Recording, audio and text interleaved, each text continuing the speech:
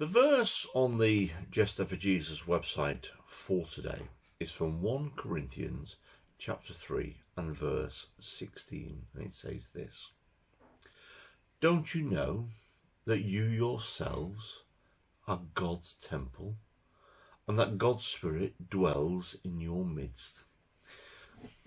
Back in the day before Pentecost, God's Spirit had dwelt in the holiest place of the temple, and before that in the tabernacle, and before that as a pillar of cloud, a pillar of fire in the desert, leading the children of Israel out from Egypt.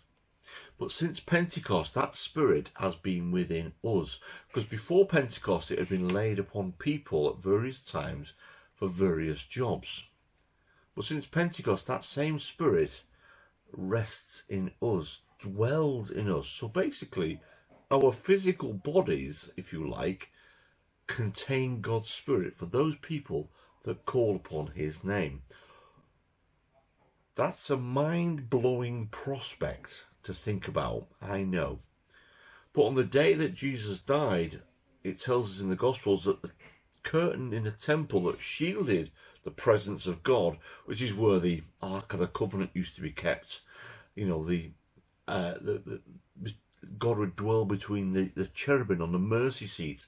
That curtain was ripped from top to bottom. That curtain was probably about 30 centimetres thick and about 20 metres high. It was torn in two. And now God's Spirit dwells upon us as people.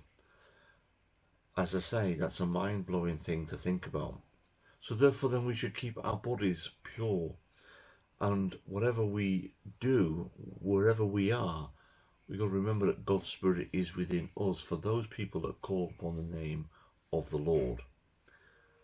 That's something that's quite hard to think about and quite like, whoa, as we start the beginning of this new week. So remember those words from 1 Corinthians 3:16. Do you not know that you yourselves are God's temple and that God's Spirit dwells in your midst?